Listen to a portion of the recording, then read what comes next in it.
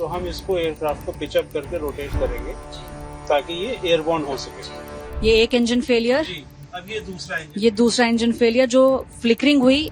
अगर इन पैरामीटर्स में किसी भी तरह की प्रॉब्लम आती है तो एयरक्राफ्ट स्वयं हमें वार्निंग दे देगा कि एयरक्राफ्ट टेक ऑफ रिजेक्ट करना है। तो प्रोबेबली ऐसी वार्निंग उनके पास नहीं आई है, अन्यथा वो ग्राउंड पे ही टेक ऑफ रिजेक्ट कर देते। किस तरीके से पायलट्स की ट्रेनिंग होती है, उस समय क्या एग्जैक्टली हुआ होगा?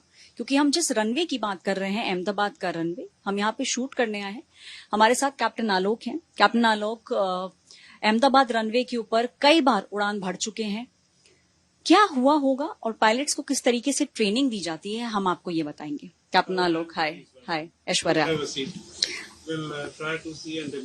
हाँ, आप मुझे ये बताइएगा कैप्टन आलोक कि वो जो रनवे है, क्योंकि उस रनवे की बहुत ज्यादा बात हो रही है, वही रनवे आपने यहाँ पे हमारे स्टिमुलेटर में लगाया है। ये रनवे 23 है। Runway 23 at Ahmedabad. I have landed and taken off from this runway several times. बहुत सारे नियम होते हैं, बहुत सारे प्रोटोकॉल्स होते हैं जो पायलट्स को फॉलो करने होते हैं। और देखिए, सबसे बड़ा उसका जो कारण है वो ये है कि इतने लोगों की जान और आपकी खुद की जान जो है वो आपके और आपके को पायलट के हाथ में है। और टेक्निकल ग्लिचेस की बात करें तो बहुत सारे टेक्निकल ग्लिचेस आ सकते हैं, बिकॉज आपको देख के ही समझ आ रहा होगा कि फ्लाइंग जो है वो कितनी टेक्निकल चीज है और कितनी चीजों का आपको ध्यान रखना होगा। कैप्टन आलोक, स्पेकुलेशन चल रहा है बहुत सारा, लेकिन जो दो चीजें सामने आई हैं, डबल इंजन फेलियर और शायद बर्ड हिट भी है। आपने भी अहमदाबाद के इसी रनवे पे कम से कम 25 साल 26 साल जो है प्लेन्स उड़ाए हैं। तो क्या आपको लगता है कि डबल इंजन फेलियर एक कारण हो सकता है और बर्ड हिट जो है वो भी एक कारण हो सकता है? यस मैम, प्राइमा फेशिया तो जो नजर में आ रहा है कि इसमें जो थ्रस्ट दोनों इंजन में लॉस्ट हो गया है, तो उसके कई मल्टीट्यूड ऑफ कारण हो सकते हैं। Normally fuel starvation, bird strike, हम सिर्फ स्पेकुलेट कर सकते हैं, रीजन कुछ भी हो सकते हैं, बट प्राइमा फेशिया यही नजर आ रहा है कि दोनों के दोनों इंजन ने थ्रस्ट प्रोड्यूस करना बंद कर दिया टेक ऑफ के इमीडिएटली पश्चात। इसको एक तरीके से भी समझा जा सकता है कि पायलट्स ने जो वीडियो अभी तक आ रहे हैं उसमें किसी में लैंडिंग गियर अप नहीं किया, तो राइट आफ्टर टेक ऑफ उनको अंदाजा हो गया था कि कुछ ना कुछ एयरक्राफ्ट में गड़बड़ है, तो उन्होंने लैंडिंग गियर इसलिए नहीं किया ताकि अगर क्रैश होता है तो एयरक्राफ्ट लैंडिंग गियर का इम्पैक्ट कुछ ले सके, जिससे कम से कम चोट आए एयरक्राफ्ट को, डैमेज। आप अगर हमें आप समझा सकते हैं कि वो इमरजेंसी क्या रही होगी और पायलट्स ने जो जो ट्रेनिंग है उसके तहत क्या किया होगा? जी ma'am, basically this is one of the scenarios which is जो कि बहुत क्रिटिकल है अपने आप में, बिकॉज एयरक्राफ्ट टेक ऑफ हो रहा था, फ्यूल से पूरा भरा हुआ था, लंदन की फ्लाइट थी, तो कम से कम उसमें 40 टन फ्यूल रहा होगा। और जैसे ही टेक ऑफ हुआ, चूंकि उसका 100 फीट से 150 फीट की ऊंचाई पे लगभग दोनों इंजन नहीं काम करना बंद कर दिया, ऐसा हम समझ रहे हैं, तो उनके पास कोई चारा नहीं था, सिर्फ ये चारा बचा था कि सामने जो कुछ भी नजर आ रहा है वहां पे एयरक्राफ्ट को पुट डाउन करे, क्योंकि उनके पास कोई चॉइस नहीं बची थी।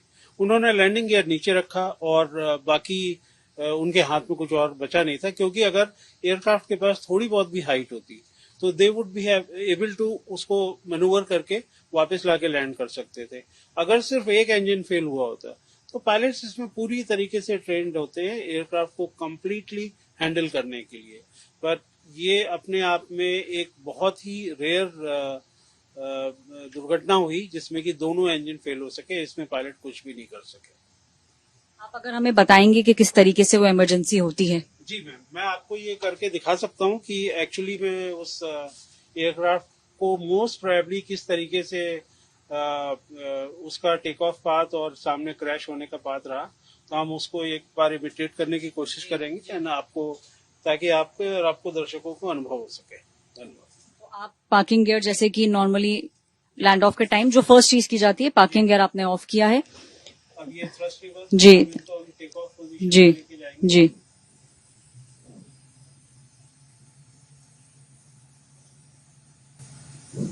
अगर आप देख सकते तो ये हमारी स्पीड स्केल है जी जो कि अलाइव हो चुकी है, स्पीड हमारी धीमे धीमे बढ़ रही है। अब जैसे ही हम V1 पे पहुंचेंगे जी तो हम इसको एयरक्राफ्ट को पिचअप करके रोटेट करेंगे जी ताकि ये एयरबॉर्न हो सके। जी।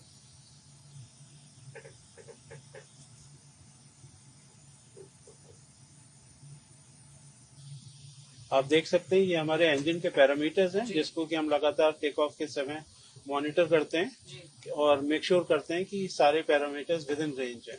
अगर इन पैरामीटर्स में किसी भी तरह की प्रॉब्लम आती है तो एयरक्राफ्ट स्वयं हमें वार्निंग दे देगा कि एयरक्राफ्ट टेक ऑफ रिजेक्ट करना है।